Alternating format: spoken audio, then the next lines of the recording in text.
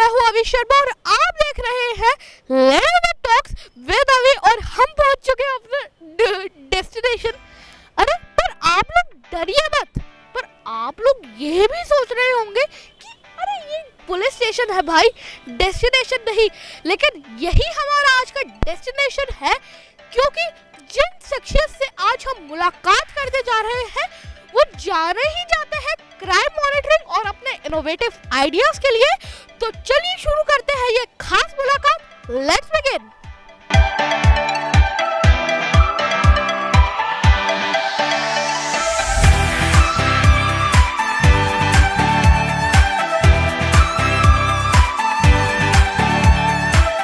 दर्शकों, जिनकी हम बात कर रहे थे वो जाने जाते हैं क्राइम मॉनिटरिंग और कंट्रोलिंग और अपने इनोवेटिव आइडियाज के लिए। मैं बात कर रहा हूँ SP Indore the one and only Prashant Choubey sir की। तो फर्स्ट ऑफ ऑल सर, आपका हमारे शो में बहुत बहुत स्वागत है। Thank you. तो आज हम इनसे भी करेंगे खूब सारी बातें और जानेंगे कि एक एएसपी कैसे काम करता है। तो सर, मैं यहीं से मुलाकात शुरू करना चाहूँगा कि पुलिस की ऐसी जॉब है जिसमें बहुत ही डेयरिंग, बहुत ही हौसला और हिम्मत चाहिए। और कभी आपको पुलिस की ट्रेनिंग में डर नहीं लगा? और आप इतनी सारी हिम्मत और डेयरिंग लाते कहाँ से हैं, आप हमें बताइए। नहीं, बिल्कुल डर नहीं लगा। और आप भी पुलिस में आओगे तो आपको बिल्कुल डर नहीं लगेगा। आप जब पुलिस ऑफिसर बनोगे तो ट्रेनिंग से भी डर नहीं लगेगा और किसी भी काम में डर नहीं लगेगा। सर, आप मुझे भी आशीर्वाद दीजिए, मुझे प्रेरणा मिलती है आपसे, क्योंकि मुझे भी एक आईएफएस बनना है और मुझे भी अपने देश की बहुत सेवा करनी है। सर, आपको अपने डेडिकेशन और लगन के लिए वैसे तो ढेर सारे अवार्ड्स मिले हैं, लेकिन आप हमें उन 2 अवार्ड्स के बारे में बताइए जो आपको बहुत ही प्रेस्टिजियस है, आपके लिए बहुत ही कीमती। हाँ, बिल्कुल। जैसा कि आपने कहा 2 अवार्ड्स, तो एक हमारा जो स्टेट पुलिस का सबसे बड़ा अवार्ड होता है, इसमें रिवॉल्वर मिलती है, पर्सनल रिवॉल्वर सरकार देती है, वो अवार्ड मेरे को मिला था। और बाकी सेंट्रल गवर्नमेंट से भी 2 बार मेरे को पंत पुरस्कार मिला हुआ है, जिसमें BPRD जो केंद्र सरकार की एक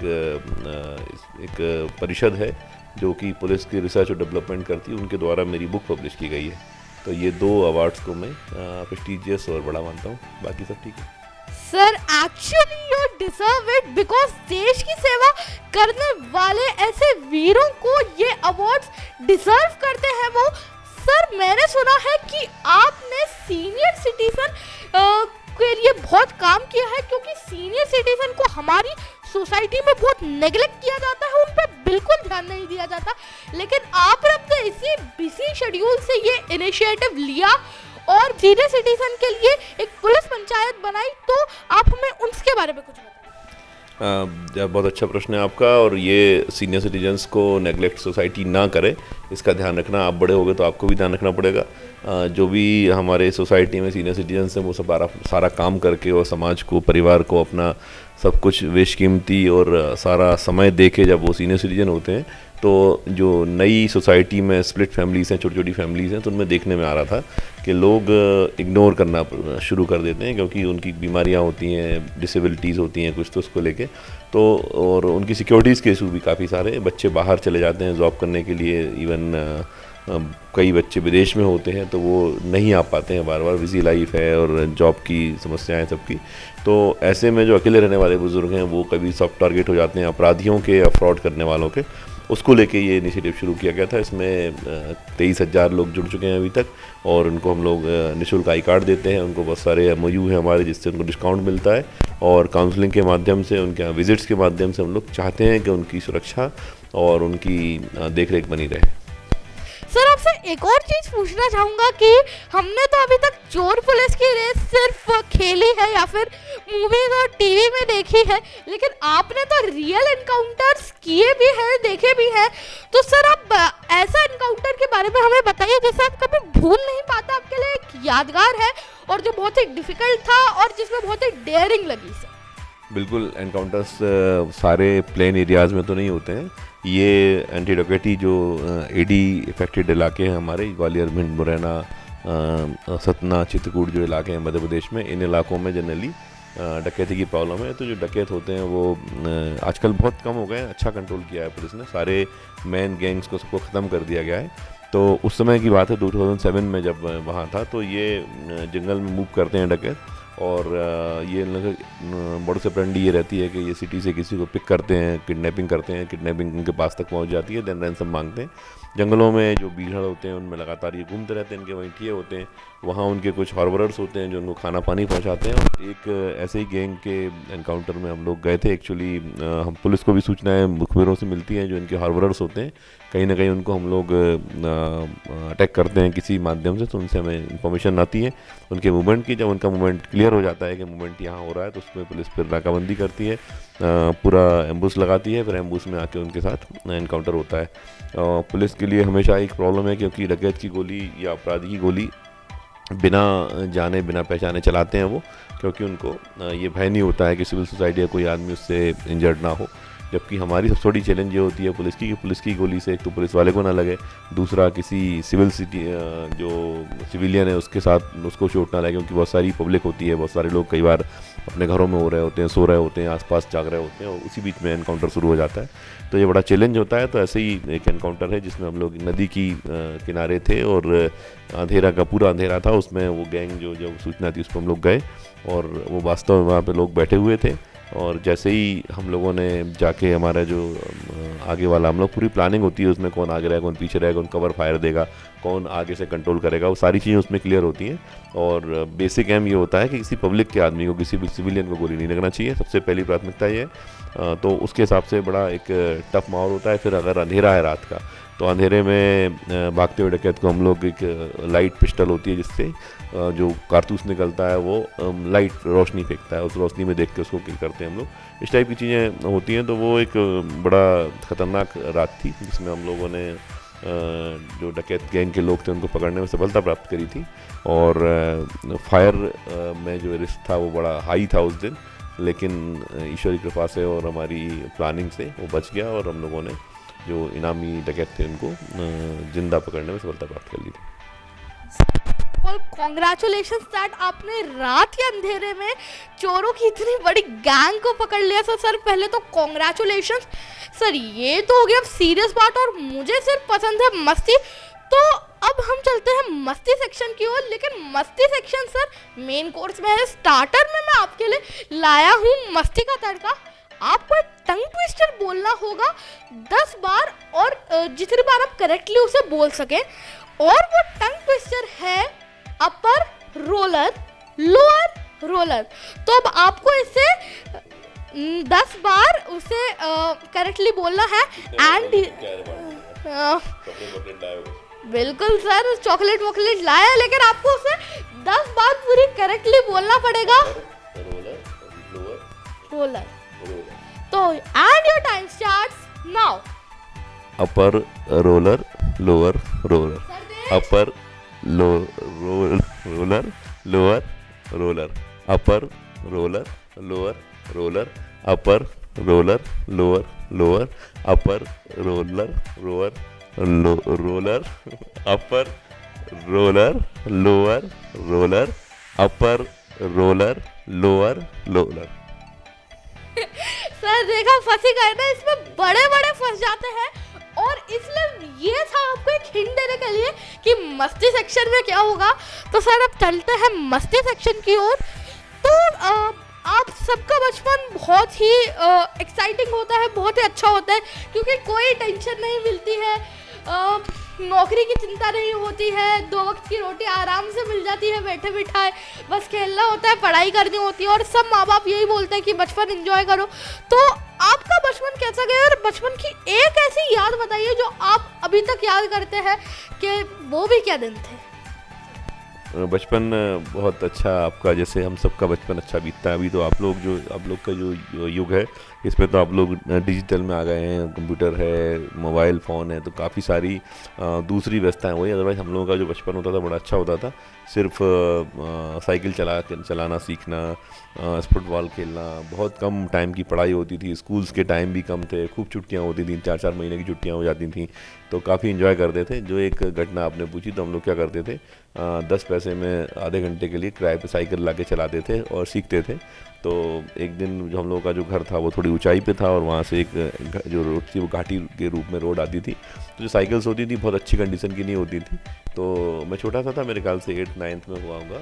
तो वो छोटी साइकिल लेके जब मेरे को एक तो बड़ी मुश्किल से मिलती थी साइकिल, जब मिल के हम लोग लेके आ रहे थे तो उसका ब्रेक कम काम कर रहा था। तो एक जो ओल्ड लेडी थी वो अपने सिर पे दूध रख के चली जा रही थी, वो साइकिल सीधे उसके अंदर चली गई। उसके बाद मेरे को लगा घर में ही पिटाई होगी, तो मैं भाग गया था। तो वो ऐसे कई इंसिडेंट्स हैं जिनको हम लोग मजा करते हैं, याद करते हैं। सर ये तो वही बात हो गई कि किसी को गिराकर जैसे चोर भागता है, अब आप पुलिस बन गए हैं सर।